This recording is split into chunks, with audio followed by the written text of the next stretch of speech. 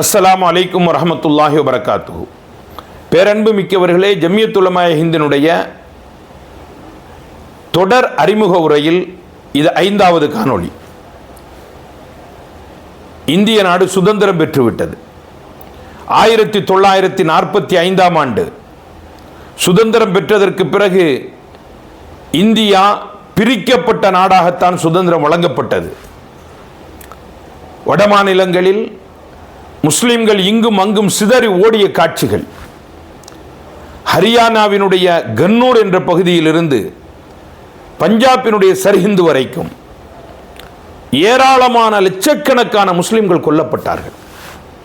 யாரிடத்திலே பணம் இருந்ததோ அவர்கள் பணத்தையும் சொத்தையும் அங்கு இருக்கக்கூடிய மற்ற சகோதர மதத்தவர்களிடம் கொடுத்துவிட்டு ஓடிவிடலாம் பாகிஸ்தானுக்கு. யாரிடத்திலே பணம் இல்லையோ அவர்கள் அந்த ஜாதி இந்துக்களிடம் அடிமையாகத்தான் இருக்க வேண்டும். இன்னும் அப்படித்தான் இருக்கின்றார்கள். வெளிப்படையாக தங்களை முர்த்தத் என்று அறிவித்த நிலையில்தான் கன்னூரிலிருந்து பஞ்சாப் வரைக்கும் இருக்கக்கூடிய முஸ்லிம்கள் தங்களுடைய முழு அடையாளங்களையும் இழந்து வாழ்ந்து கொண்டிருக்கின்றார்கள். ஆயிரக்கணக்கான மஸ்ஜிதுகள் பூட்டப்பட்டிருக்கின்றது,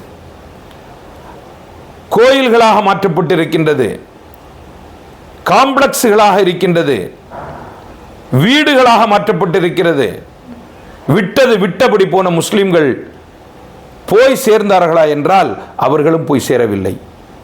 எங்கு பார்த்தாலும் மரண ஓலங்கள், லட்சக்கணக்கான முஸ்லிம்கள் கொல்லப்படுகின்ற அவலம் இந்தியா முழுவதிலும் நிகழ்ந்து கொண்டிருக்கின்றது. குறிப்பாக சர்ஹத் என்று சொல்லப்படக்கூடிய எல்லை பகுதிகளில் இதை அடக்குவதற்காக வேண்டி, புரிய வைப்பதற்காக வேண்டி ஹஜ்ரத் மதனி ரஹ்மத்துல்லாஹி அலைஹி, மௌலானா ஹிஃப்ஸுர் ரஹ்மான் ரஹ்மத்துல்லாஹி அலைஹி, ஹஜ்ரத் மௌலானா ஜக்கரியா ரஹ்மத்துல்லாஹி அலைஹி, ஹஜ்ரத் மௌலானா இல்யாஸ் ரஹ்மத்துல்லாஹி அலைஹி, நம்முடைய பெரியார்கள் டெல்லியினுடைய ரயில்வே ஸ்டேஷன்களில் நின்று கெஞ்சினார்கள், நீங்கள் இந்தியாவிலிருந்து செல்லாதீர்கள், நீங்கள் சென்றால் முஸ்லிம்களினுடைய எண்ணிக்கை இங்கு குறைந்து மிகவும் மோசமான நிலைக்கு இந்திய முஸ்லிம்கள் போய்விடுவார்கள் என்று கெஞ்சினார்கள்.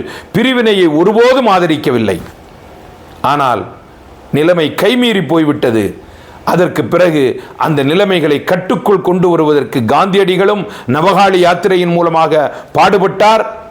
ஹஜ்ரத் ஹுசைன் அஹமது மதனி, ஹிஃப்ஸுர் ரஹ்மான் சாஹிப் போன்ற உலமாக்களினுடைய ஒரு பெரும் கூட்டம் தங்களுடைய உயிரை அர்ப்பணித்து அந்த இடத்திலே அமைதியை நிலைநாட்டினார்கள். அடுத்த காணொளியில் நான் உங்களுக்கு இன்னும் சற்று தெளிவாக விளக்குகின்றேன். அஸ்ஸலாமு அலைக்கும் வரஹ்மத்துல்லாஹி.